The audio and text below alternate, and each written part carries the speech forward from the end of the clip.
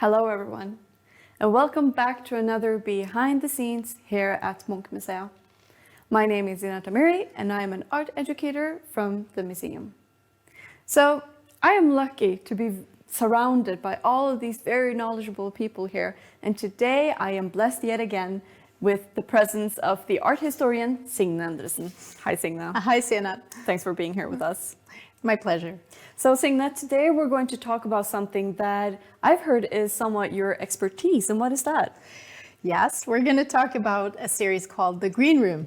It's from 1907, and it's one of Munch's least known series. It consists of 7 paintings, and we're going to look at 6 of them today, actually. We are lucky enough to have 6 of them here in the storage at the moment. What a treat, because now we're currently in the painting storage, and we're not allowed to touch any of the paintings and the screens that they are on. So we have our art technician, Martin, here, who will be handling those. So thank you very much, Martin. And say hi to Martin in the chat. So what exactly is the Green Room about? Good question. That's actually what we're going to cover today. The Green Room is not very easy to define. And it has titles, the images have titles such as desire, jealousy, the murderess, and so on. So it's not a very pleasant room to be in. It doesn't seem like it anyways. Yeah, it sounds like a thriller to me. Yeah. So we have these 7 paintings that were painted in 1907, and they all show a green wall and a room. Most of them show a room with a sofa and a table, and then the figures in the room. And the room also, the perspective closes in as the further in that you get into the room, towards the door that we see in most of them. So you mentioned that there are these different titles. So what are the themes of the Green Room, and can we see some of them here? Yes. The first one is here. It's one of the paintings that are a little bit different because we don't see the actual room. Right. But we see the green wall. And please notice the pattern on the wall. Yes. Behind the man's head. It has green dots on the wall. And just remember that until we look at the other paintings. We're going to talk a little bit about the wallpaper and the pattern. Yeah, this is very uncomfortable, and the characters are quite striking as Yes, well. yes, and it leads you to wonder, is it the figment of his imagination, these figures behind him? Because they're slightly translucent and see-through a little bit. Right, kind of ghost-like. A little bit ghost-like, yeah. And what about this painting up here? So a comment to the audience who are looking at watching this. So because it's so up on the screen there, we're not allowed to touch it or move it down. But bear in mind that we're not going to focus so much on this one. So hang in there. Yes, this is called Jealousy. Right. So there's 2 paintings called Jealousy, and they look a little bit alike. But what I want you to look at is the figure in the foreground. He is in front of the table. And then look at the wallpaper also in this painting. Horizontal dots on sort of lines that are horizontal in this pattern. He still looks a bit uncomfortable as well. All of these characters is quite strange. But I'm quite curious when it comes to Edvard Munch and this series in his life. This period of Edvard Munch's life, is it well known? Can you tell me a bit about this? No, it's actually not very well known. This period from 1902 until 1908. The most famous periods are the early period when he painted Scream and Vampire and Melancholy and Madonna. And then in this later period where he was at Ekely and painted the University of Festival Hall paintings and so on. So this period, this middle period, is not very well known. But I find it fascinating because Munch is very experimental in this period. So in that way, I think this is super interesting time in his life. I would say so as well, because many of these paintings, the green room, it's to me a conundrum. It's difficult to wrap your head around. So Yes. this expertise that you have today, sharing this knowledge, is very helpful to me as a spectator. Yes, I understand that perspective, that it is a little bit difficult to handle. And as you can see here in these three paintings that we see here, it looks like it's very sketchily painted. So, and the colors are a little bit sort of not very pleasant to look at. It's not a pleasant place to be, and that's a little bit part of the point, I think. That it's not a place that you necessarily would want to be. So this kind of looks like a theater stage, right? But what is this play about? You mentioned it, but let's look at what's going on in front of you here. It's a good question. Let's take a look at the paintings. Here we have, this is called Desire. And if you look at the furniture, it's huge. Right. Yeah, and it's the sofa and the table is sort of squishing these figures together. And look at the wallpaper. This is different from what we saw a minute ago. It is. Yeah, there are crisscrossing reddish lines.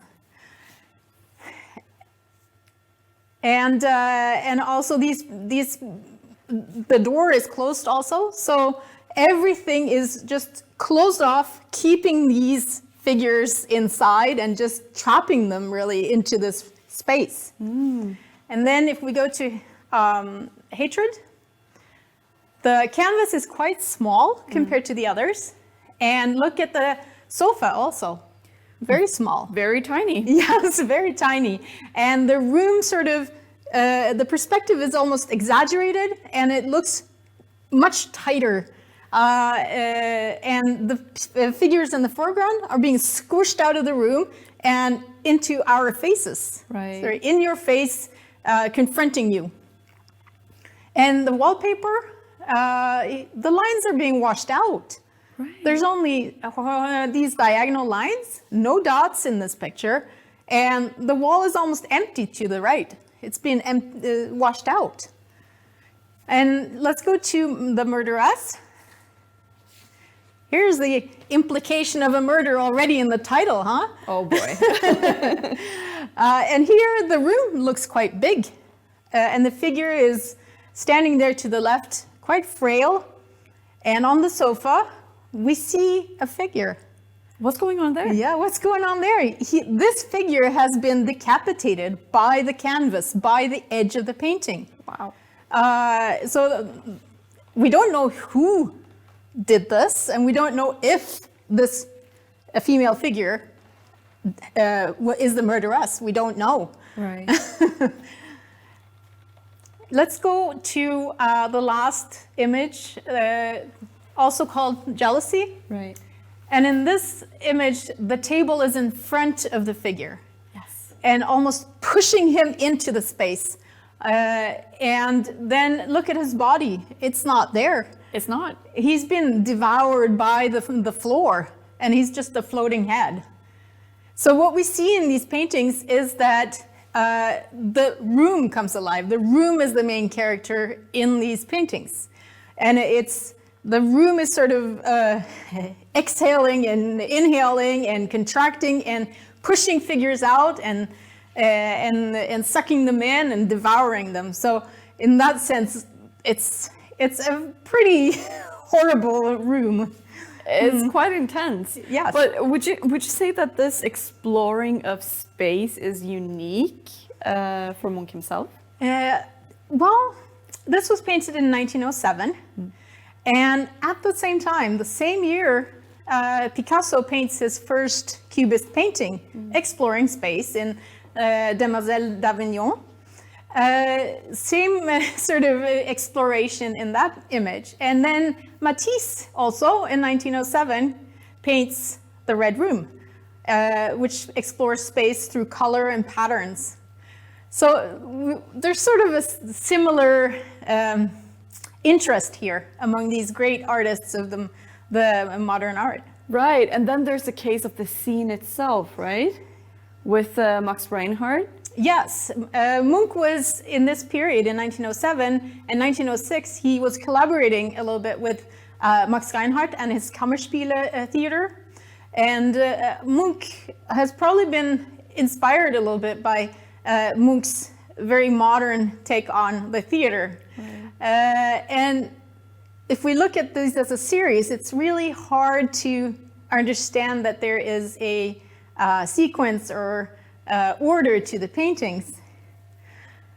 Because I have a comment to just that. I was thinking about this. This kind of reminds me of panels, just panels in a comic books, just not in a correct sequence. Yeah. Is that correct? Yeah, or you could look at it as stills in a film. Right. Or also like pages in a book. But we seem to be missing some pages or some stills because the jumps between the different scenes are quite big, and we don't really get a sense of there being any connection between the paintings, and there's no continuity in the action that's taking place. So in that sense, it's a difficult series to handle. Yeah, he's making it really difficult to us. Yeah.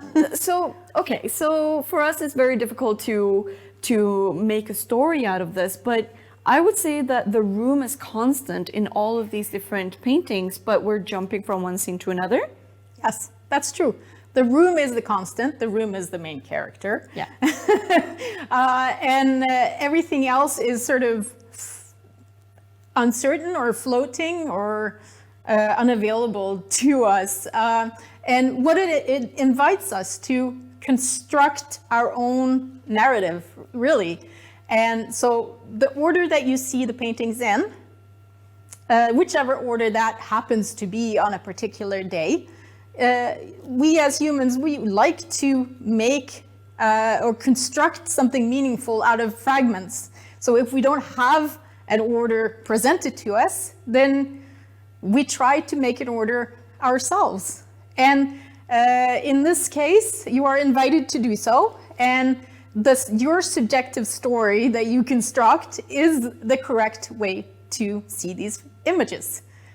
That is really good to know. Yes, and it's a little bit like with Max Reinhardt, for example. He could, sometimes he would let the actors walk into the audience when they were acting. Right. So he would sort of eliminate that divide between the stage and the audience. And so the actors walked out into the audience and played and did the play there for segments. And then each individual audience member constructed or could see the play from different perspectives. And in that way, the play was very, very individual, the way they saw it or understood the play. And it's a little bit like what Munch is doing here. I agree. Because all depends on your movements, me, the spectator, and how I see it. That's what's important here. And in that way, the series becomes a sort of unstable theater, sort of paintings that we wouldn't think could do that. He tries to make it into a performance. We walking between the paintings becomes the performance, and it becomes individual. Fantastic. All right, so I have another question, and it also has to do with the personal in this case. So how long have you worked with this? I mean, this must be like, how long have you looked at these paintings in terms of your personal relationship to the green room? Well, I first became aware of these paintings 17 years ago. Yeah. And this is the topic of my PhD dissertation. So I've lived with them for a long time. And I struggled with how to understand the series, because you want a creator, or you want there to be some kind of coherence or narrative. And I tried to approach it from different angles over and over again.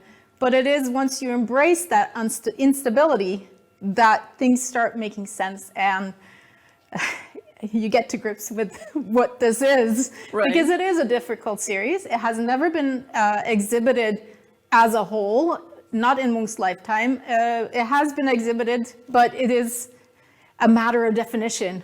What is the Green Room series? So, and if you only see one or two images together in an exhibition, you don't really get the whole story of it.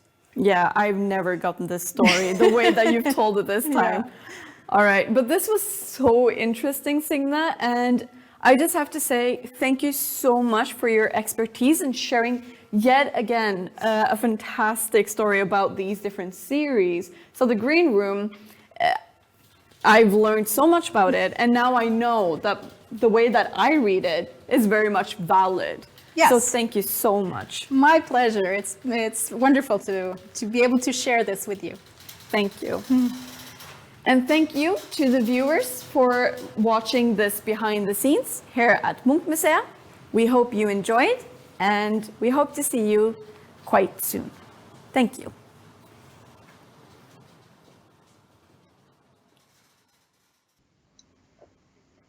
Hello, welcome to this live Q&A session.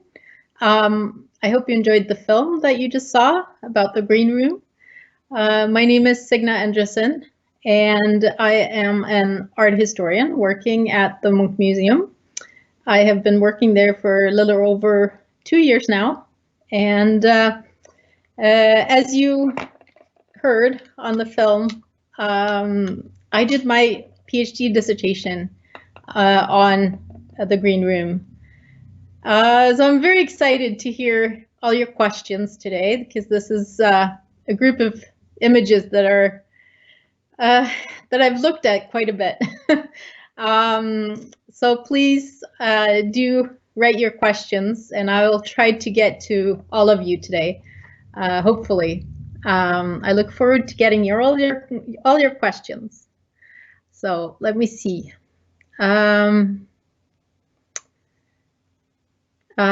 here from Wrexham, Kevin Bryant, has a question. Is there a sequence behind the Green Room, and what does it start with, and why did Munch start with this series? Well, as I hope you saw towards the end of the film that we just showed, there isn't really a sequence, or that's my understanding anyways of the series, is that there is no sequence. Munch didn't leave us any clues how to view the series, and this is partly what's very frustrating about it, but also what's very intriguing also, that there isn't a sequence. And so I can't really tell you what was the first image in the series, because the way I see it, or the way I understand the Green Room series, there is no start and there is no finish and there is no sequence. It's all up to you, actually, you the viewer. And why Munch painted this series? Good question. As I mentioned briefly, Munch was in this period. He was in 1907. He was living in Warnemünde in northern Germany. It's a seaside bathing town, or a town where it was very popular to go to swim and be on this, sit on the beach.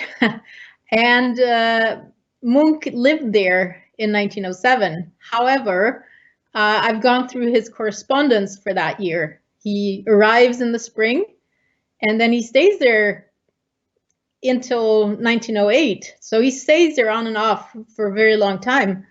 And he rents a place. But if you look at his correspondence, he wasn't there long periods of time. I think at the most, maybe 2 weeks, sort of, he stayed there for 2 weeks at a time. That was the longest period he stayed there before he went off somewhere. So he was a little bit quite restless. And especially he went to Berlin, which isn't far away by train.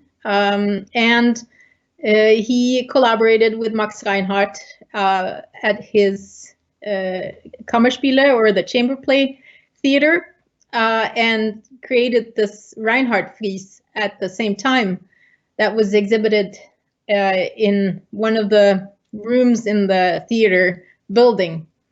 So why he did it, we don't know, but I see a lot of traces of theater in the series.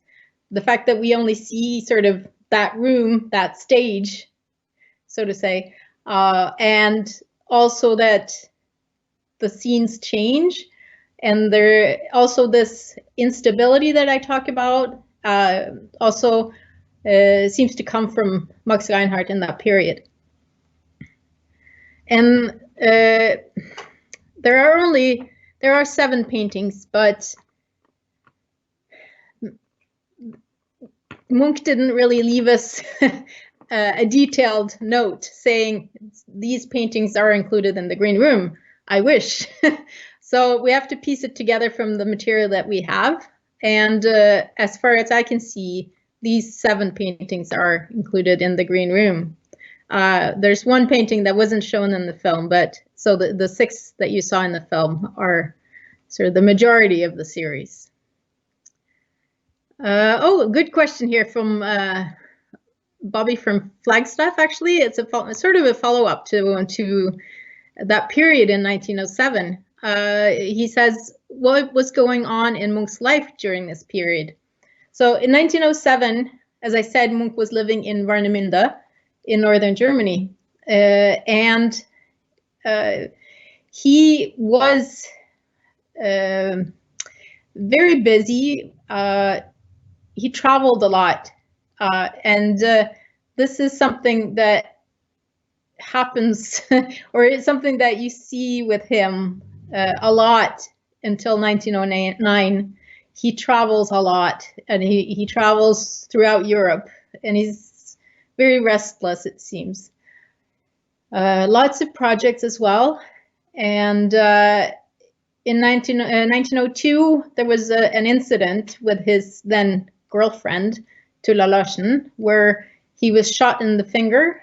Apparently, it was not deliberate. They were quarreling, and Munch was sitting there with his gun, and for some reason it went off, and it wasn't deliberate, but the bullet got lodged in his finger.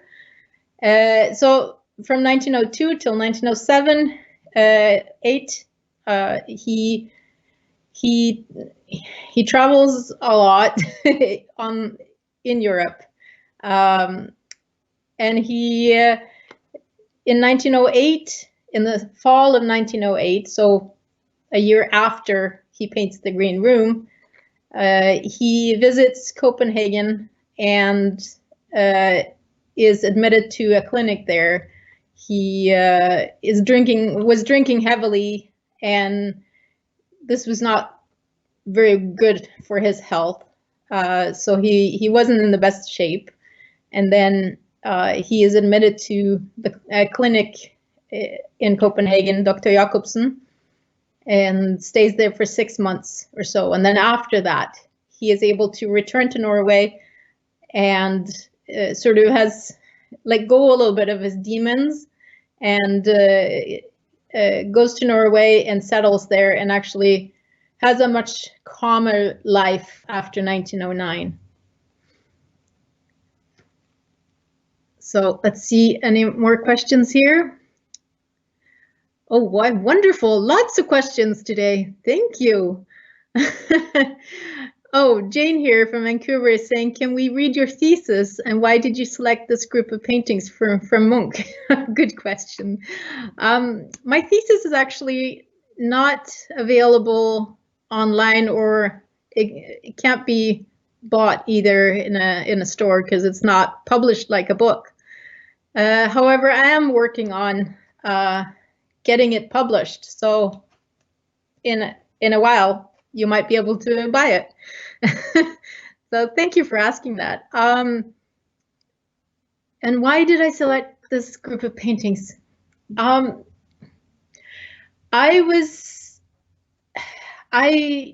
don't really know. That's the quick answer. But I sort of became aware of them because I was interested in that period from Warnemünde, and there has been an exhibition of Munch and Warnemünde in that period. It was in 1999, and that was the exhibition, and there was a catalog, and I saw that catalog, and some of these paintings are reproduced in that catalog. So I saw them there and thought they were fascinating and difficult and odd. And I thought they looked a little bit like just visual sketches, you know, when you get ideas and you just sort of jot them down. That's sort of the feeling I got from them at first. I sort of got the impression that Munch just had to get this down quickly, and he just painted that was my impression, that they were painted really quickly. But when I looked at them longer and longer, it became apparent to me that they were quite interesting and quite fascinating or intriguing, and I didn't understand them at first. So I guess that was what drew me to them. And also, it surprised me that nobody had really, well, there has been a little bit of writing on them, but not very much. There's Arne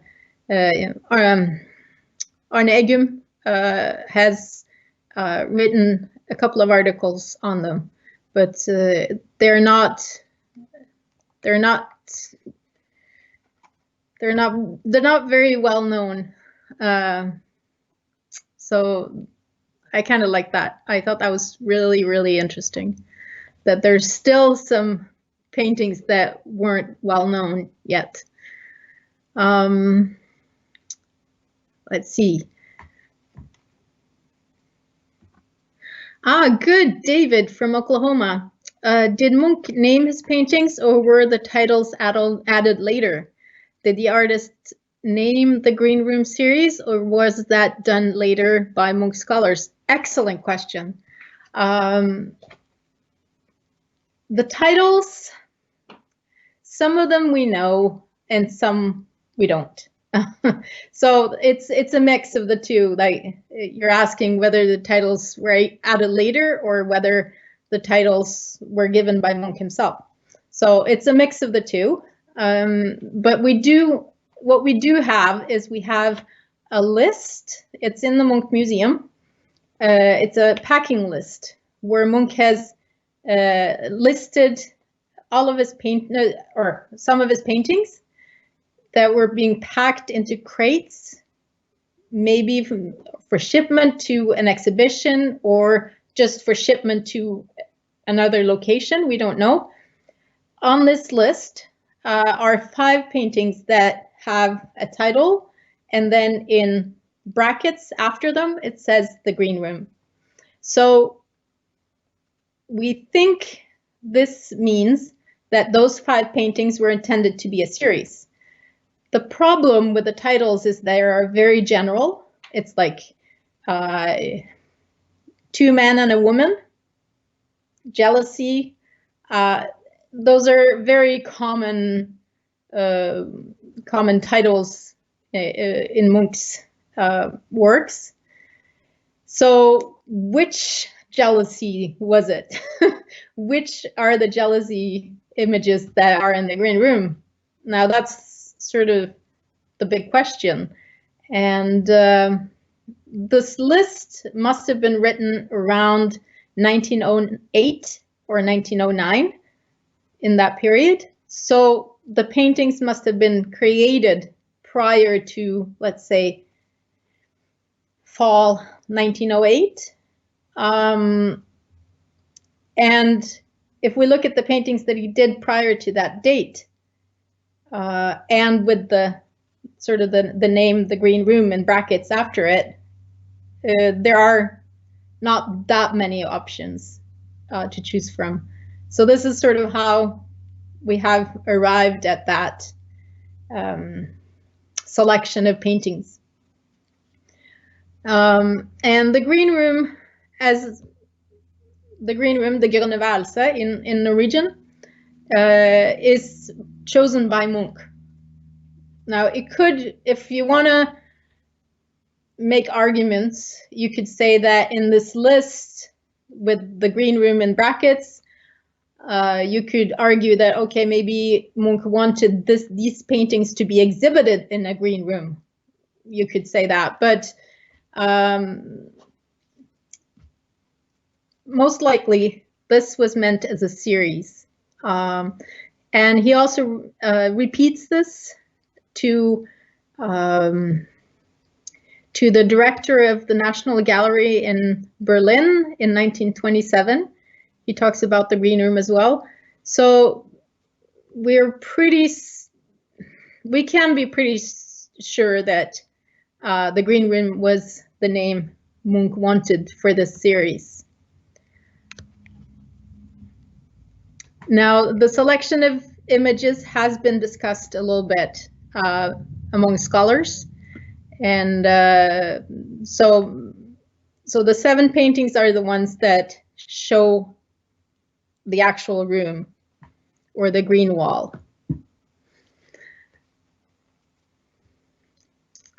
Yeah, and Chris here from Talmud, are the people the same in each painting? This is a very interesting question, and I wasn't really, I didn't really have time to address it properly in the film that you saw about the people. There's so much to talk about when it comes to the green room, and the figures are sort of a thing of themselves there that's super interesting to talk about. As you probably noticed, the figures aren't the same in the paintings. There is, however, this sort of female figure with the reddish hair. She is in 3 of the paintings, and then there's a man that looks a little bit sort of the same, has dark hair. He's young looking, like he's in a suit. He's in 2 of them, and then there's the man on the sofa that's been decapitated. He looks like he has a suit on, so could that be the same person? But other than that, that's only in 3 paintings out of 7. So in the rest of the images, there are other people, and they change from each painting. So there's no continuity, sort of, with the characters, which is a little bit frustrating, because then it's difficult to get a grips on what's happening here, when, like, if we look at it as pages in a book, it's or stills from a film, it's difficult to see understand what's happening, because there is no continuity and you don't really see the same characters from painting to painting. So it is a frustrating series. I understand that very, very well. If you feel that. Okay, and then we have Kathleen from San Carlos. How old was he or Munch in 1907? And did he marry the girlfriend or someone else? And did he have children at that time? Well, Munch was born in 1863. So in 1907, he was 44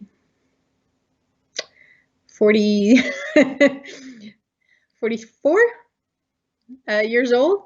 So he was grown up. He never married, and he didn't have any children. He had a long-term relationship with Tulla Larsen, as I talked about, that ended. It was quite turbulent, and it ended with that shooting incident in 1902. That was it for them. And then they were engaged to be married, but they didn't get married. Munch did not have any children. He was the second oldest of 5 siblings, and his brother had 1 child. So he was an uncle. None of the other children in that group of siblings had children. Peter from Kelowna. Were many of Munch's paintings commissioned? Yes, some of them were. Munch he didn't sell very well in the beginning, but through his life that changed, and he did really well after around 1912. But prior to that, he was lucky to get commissions for portraits and so on.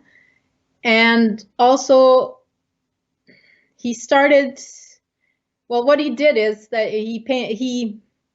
if somebody wanted a painting or bought one of his paintings, for example, Scream or Madonna or one of those famous paintings, if he sold it off early in life, he needed to sell to make money, and he would welcome a sale, of course, and then, but many of the paintings he would then paint a new version for himself that he kept, and then maybe he would sell that off later.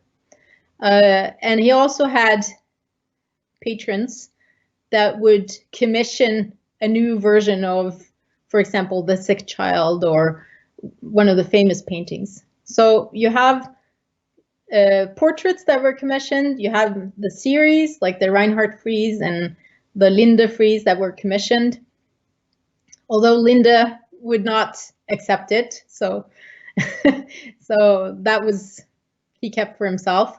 But then also you have the images that were, he was asked to paint a new version of an image if one of his patrons liked it.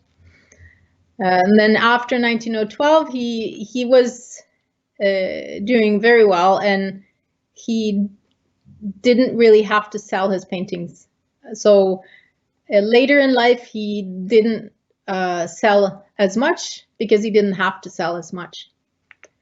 He was living comfortably in Norway, and his economy was fairly good.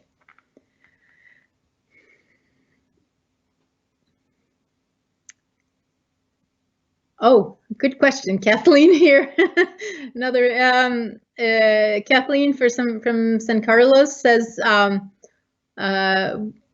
were this painting ever stolen during World War II, and have his other paintings been stolen and eventually returned? Yes. Munch's paintings weren't stolen during World War II.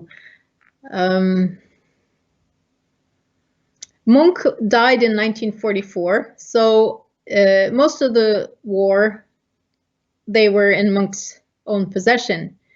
And after he died in January of 1944, very, very quickly, they did an inventory of his house, because in his will, he left everything to the city of Oslo.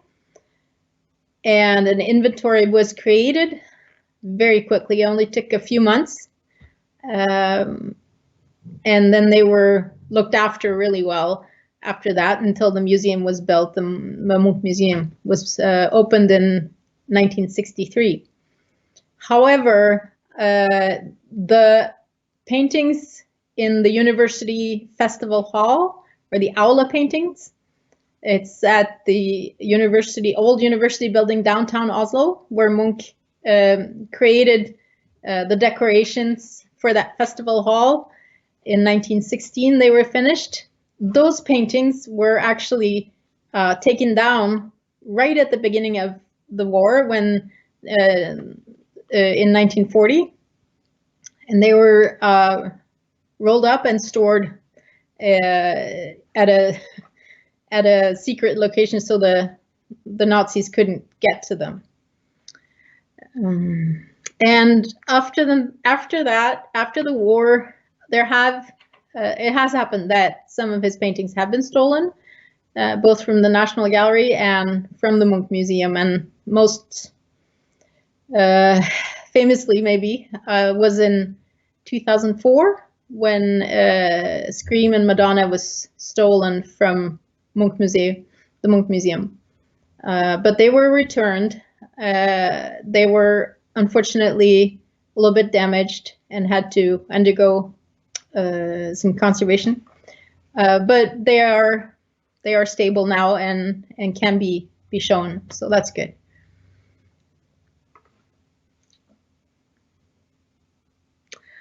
Okay.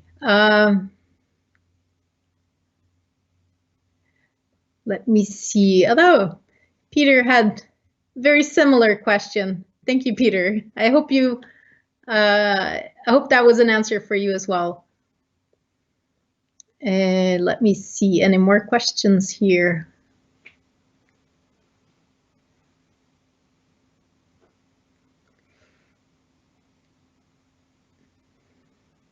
Here, William from Windsor. Thank you for this deeper dive into Munch's works. I understand that he also painted The Drowned Boy in 1908, which also sounds dramatic. And would it be an extension of the seven of the Green Room series? The painting you're talking about was also done in that period in Warnemünde in northern Germany. And but it is not a part of the Green Room series. So Munch was very active in that period, and he did paint a lot. He painted also the bathing men that you've probably seen. There, lots of images of the ocean, that being a coastal town. And the beach is very prominent in Warnemünde, and I would encourage you to go there. It's a beautiful town if you have a chance, with the beach and the ocean. It's so Munch painted his surroundings in that period. He painted the Green Room series. He painted bathers. He painted the ocean, and so on. So he was interested in a lot of different things in that period and a lot of different themes in his paintings.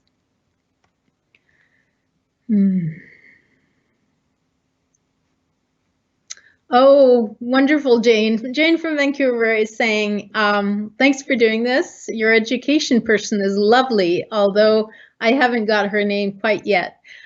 Thank you for that. Let me just say that again, because I think she is doing she's doing a wonderful job. Her name is Zeenat, Zeenat.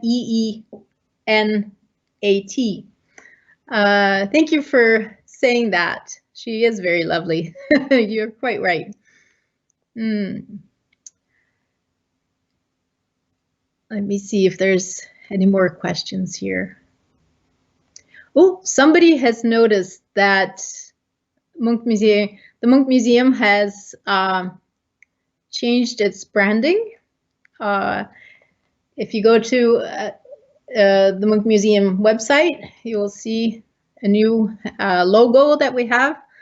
And John says here from London, could you tell us a little bit about the new Munch branding and the reasons behind the change and the new style? Well, the Munch Museum is moving later this year. So the new branding was part of that move to the new building.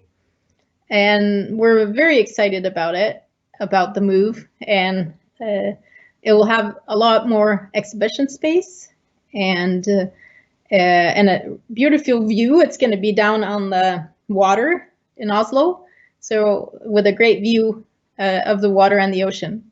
So I hope you were able to come at some point.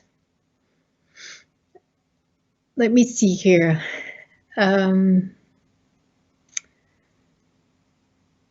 David from Oklahoma here. When Munch worked on a series like The Green Room, did he work on several of the series simultaneously, or did he finish a painting before starting another? Well, when it comes to the series, the different series that he painted, like The Freeze of Life and the Reinhardt frieze and the Green Room, and also the Aula painting or the University Festival Hall paintings could be seen as a series. Well, the Frieze of Life he worked on for close to 50 years, so that's something he worked on continuously. And the Green Room is, it was in 1907 that he worked on those paintings. He reworked some of the images later in graphic prints and so on, but the Green Room series seems to be a very local or very contained to that period. And the Linde frieze was also contained to a short period, as it was a commission, 1904. And also the Reinhardt frieze was also a commission for that theater. So that was 1906, 1907. But I do have the impression that Munch worked on things simultaneously, that he didn't finish one work and then put it aside and then start the new one. I think he worked on many different images at the same time. So I don't think he was probably not very structured in that way. And Susan here from Austin is saying, is there a biography of Munch that you can recommend? And it's a very good question. There's a lot of research and exhibition catalogs, but a biography, there was one that was written a few years ago by a man called Atle Næss, and it has been translated. I'm not sure if it was translated to English. I've seen German and French, but I would recommend Atle Næss's biography if you can get a hold of it. But I know there is a biography on the way, a new one that is being written as we speak. So that will be out fairly soon. But I would also like to point you to, there was actually a film done in 1974, directed by Peter Watkins. It's fairly long, but it's very interesting. And the casting was done, and they were not necessarily actors, but they were cast in the roles because of their physical similarities to the character they were supposed to play. So the people, or the person that plays Munch, is very similar to Munch himself from how we know him in photographs. And the same with Strindberg and other characters that are in there. If you can get a hold of it, or if you can find it, Peter Watkins' film is very interesting, I think, and is also a good place to start. And then there are some books that have his writings that could be interesting. Munch did a lot of, wrote a lot, notes and sketches for, or drafts for texts that were not biographical, that were more, that he wanted to publish. So he had a few aspirations when it comes to his writings, but none were really published. Yeah, so that would be something to seek out as well. And there are some books that have translations of his writings. So there's one that is called The Private Journals, that is edited by Jill Holland, that I could recommend as well. So if you do a search online, then I think you will find a few publications. So keep your eyes open for the one that's coming out fairly soon. It's been wonderful to answer your questions today. Thank you so much. It's been really nice to see the range of questions, and I'm so happy that the green room was something you found interesting and had so many questions about. I'm super happy about that. So thank you very much, and take care.